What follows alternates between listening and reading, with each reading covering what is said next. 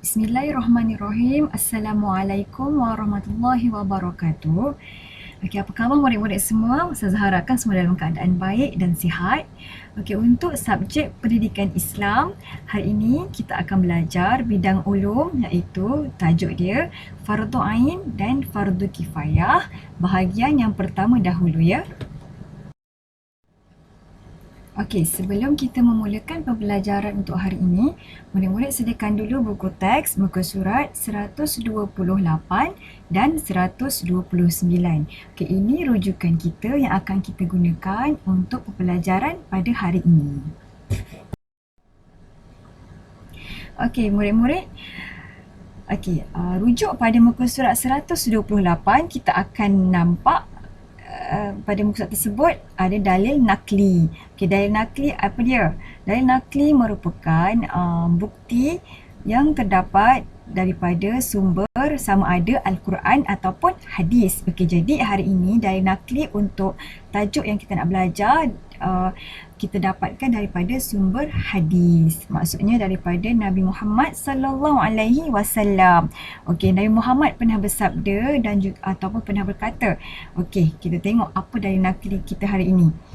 Bismillahirrahmanirrahim. An Anas bin Malik radhiyallahu anhu qala Rasulullah sallallahu alaihi wasallam talabul ilmi fariidatun ala kulli muslim. Rawahu Ibnu Majah. Okay, maksudnya daripada Anas bin Malik radhiyallahu anhu, Rasulullah sallallahu alaihi wasallam bersabda, menuntut ilmu adalah fardu bagi setiap orang Islam. Okay, riwayat Ibnu Majah. Okey, apa yang kita boleh dapatkan daripada hadis ni? Okey, maksudnya hadis ini menerangkan bahawa setiap orang Islam, siapa orang Islam? Kita orang Islam. Kita orang Islam perlu fardu ke atas orang Islam untuk menuntut ilmu. Okey, kenapa kita perlu menuntut ilmu? Okey, sebagai perisai kepada diri kita. Okey, andai kata kalau kita tak ada ilmu, kalau macam mana kita nak belajar, macam mana kita nak membeli barang kalau awak tak ada ilmu mengira, tak ada ilmu matematik, macam mana awak nak memberi duit kepada orang, macam mana kita nak bayar duit kepada orang lain.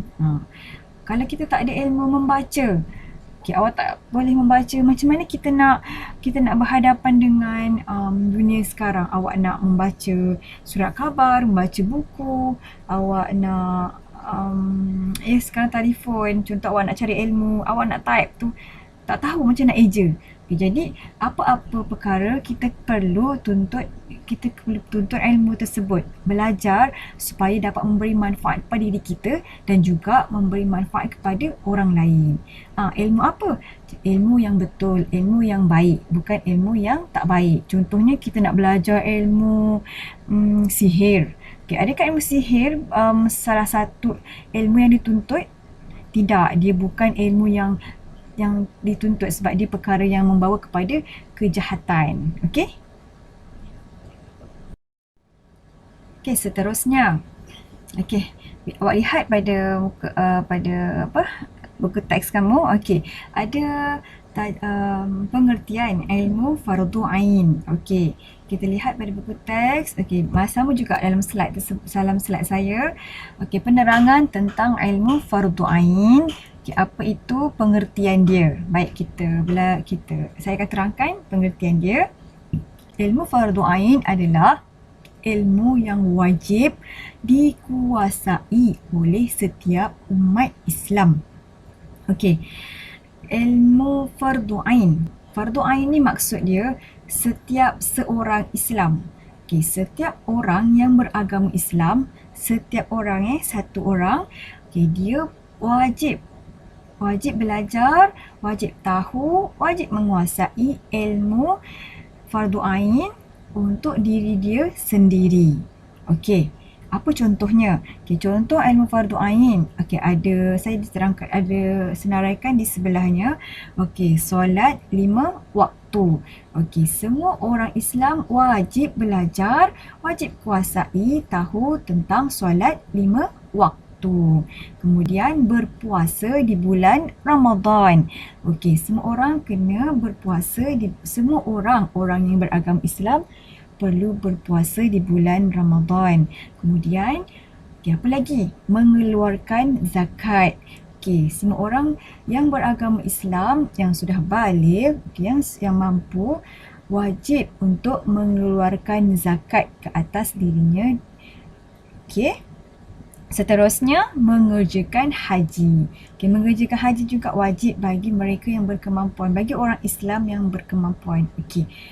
Sekarang kalau kita tak mau, kalau kita rasa kita tak boleh nak pergi, nak kumpul, nak pergi haji secara terus, kita ada tabung haji. Kita simpan sikit, lama-lama duit yang terkumpul tu cukup untuk kita pergi haji.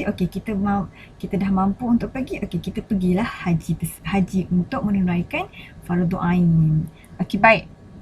Apa kepentingan dia? Kepentingan fardu ain yang pertama, melaksanakan perintah Allah Subhanahu Wa Taala dengan sebaik-baiknya. Maksudnya apabila kita melakukan ilmu fardu ain, maknanya kita telah melakukan apa yang Allah suruh dengan betul. Yang kedua, membentuk peribadi yang sempurna. Awak dah orang Islam, kita dah orang Islam. Bila kita sudah menunaikan semua perkara yang wajib ke atas kita, maksudnya kita telah menyempurnakan diri kita sebagai orang Islam. Yang ketiga, menegakkan syiar Islam. Maksudnya kat sini, selagi kita orang yang beragama Islam, kita perlu untuk menegakkan apa yang Islam suruh, syiar Islam. Dan yang keempat, hidup bahagia dan sejahtera. Andai kata kita melakukan segala yang Allah suruh, insya-Allah hidup kita akan bahagia dan sejahtera. Seterusnya, tadi kita dah belajar pengertian ilmu fardu ain. Sekarang kita nak tahu pula apa itu ilmu fardu kifayah. Fardu kifayah ni, lihat pada kotak yang ada pada buku teks kamu dan juga dalam slide saya. Ilmu yang wajib dikuasai oleh sebahagian umat Islam. Kenapa dia kata sebahagian umat Islam? Fardu kifayah ni dia tak macam fardu ain. Fardu ain ni semua orang Islam kena belajar, kena ambil tahu, kena kuasai ilmu tersebut. Tapi untuk ilmu fardu kifayah, hanya sebahagian sahaja yang menguasai dan orang lain, kalau dah ada orang yang belajar ilmu tersebut, orang lain tak perlu belajar pula ilmu lain. Itu namanya ilmu fardu kifayah. Apa contohnya? Contoh ilmu fardu kifayah seperti solat jenazah. Sekarang solat, macam yang kita tahu, dekat masjid dah ada karya ataupun imam yang tahu tentang selok-belok solat jenazah. Jadi mereka dah tahu. Jadi kita sebagai orang awam, orang biasa, boleh tak belajar ilmu solat jenazah? Boleh. Tapi bila dah ada orang lain, kita boleh utamakan dulu orang yang tahu tentang ilmu solat jenazah. Kemudian yang kedua, khidmat masyarakat. Contohnya, masyarakat macam apa? Macam orang yang melakukan aktiviti tolong-menolong. Contohnya, kenal tak Ustaz Abid Liu? Ustaz Abid Liu dia rajinkan tolong-tolong orang. Dah ada wakil daripada di kalangan orang Islam yang menjalankan khidmat masyarakat, yang bantu-bantu tu. Bila dah ada seseorang yang menjalankan khidmat masyarakat tersebut, jadi kita sebagai orang yang tak mampu untuk menjalankan, kita boleh bagi sokongan kepada Ustaz Abid Liu untuk menjalankan khidmat bantuan dia kepada orang lain. Dengan macam mana? Kita beri dia sokongan, kita beri dia sumbangan duit kita kepada ustaz untuk terus menjalankan khidmat tersebut. Walaupun kita tak sama-sama dengan Ustaz Abid Liu tolong dia pergi bantu orang lain. Itu namanya ilmu fardu kifayah. Dah ada orang tolong buatkan. Seterusnya, pembuatan makanan. Pembuatan makanan, contohnya seperti orang yang membuat, contoh kita buat kilang yang buat mi. Perlu ada orang yang membuat mi Contoh mi kan. Kita nampak mi kebanyakannya pembuatan daripada orang bukan Islam. Jadi perlunya ada orang daripada kalangan orang Islam yang pandai buat mi dan dia pasarkan, dijual mi tersebut kepada orang-orang Islam yang lain supaya kita dapat makanan yang halal. Bila dah ada orang yang membuat mi dan dijual kepada kita, maksudnya kita terlepas daripada tanggungjawab untuk belajar membuat pembuatan mi tersebut. Tu maksudnya. Contoh apa? Sekarang Gardenia dah keluarkan mi, tapi sekarang dah banyak dah orang yang belajar tentang selok-belok pembuatan makanan daripada kalangan orang Islam. Seterusnya solat berjemaah. Solat berjemaah ni bila dalam satu masyarakat, dalam satu masjid, perlulah ada kelompok yang melakukan solat berjemaah. Bila dah ada orang yang melakukan solat tersebut, maksudnya masih tempat tersebut masih lagi ada orang yang melakukan ilmu fardu kifayah. Jadi andai kata tak ada, kita yang kena bertanggungjawab menjalankan fardu kifayah tersebut. Kita lihat pada kepentingan dia. Ada 4 kepentingan juga. Apa kepentingan fardu kifayah? Yang pertama, mewujudkan masyarakat yang bekerja sama. Maksudnya, bila adanya satu ilmu, dia akan mewujudkan satu tim ataupun satu pasukan masyarakat yang tolong-menolong dan bantu-membantu. Seterusnya nombor 2, melahirkan tenaga pakar dalam pelbagai bidang. Apabila semua orang belajar ilmu yang bermacam-macam, dia akan menjadikan melahirkan ramai pakar. Ada orang dia belajar tentang membaiki motor. Jadi kita yang tak tahu, kita boleh hantar motor kita yang rosak kepada orang yang pandai membaiki motor. Ada orang dia belajar bidang kedoktoran.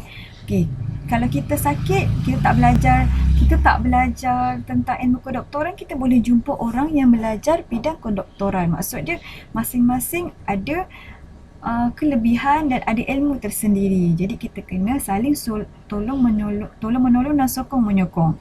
Yang ketiga, meningkatkan ekonomi negara. Apabila ada banyak bidang, maksudnya dia boleh meningkatkan ekonomi negara. Ada pelbagai sumber yang boleh dijadikan sebagai sumber untuk meningkatkan ekonomi. Dan yang keempat, umat Islam bertambah maju apabila semua orang Islam mempunyai ilmu dan setakat hari ini, ini sahaja yang kita akan belajar. Sekarang murid-murid diminta untuk buka buku aktiviti masing-masing pada muka surat 124 dan 125. Kita akan buat latihan pada muka surat tersebut. Apa yang disuruh pada muka surat 124, dia kata isi tempat kosong. Hadis, tentang hadis yang kita belajar tadi kan, pada slide yang kedua tak silap saya. Isi tempat kosong tentang hadis dan juga maksud dia. Dan muka surat 125, susun dan tulis pengertian fardu ain dan juga pengertian ilmu fardu kifayah. Itu sahaja untuk hari ini. Apa-apa persoalan bolehlah bertanya saya nanti. Kita jumpa lagi di masa yang akan datang, insya-Allah. Baik, Assalamualaikum warahmatullahi wabarakatuh.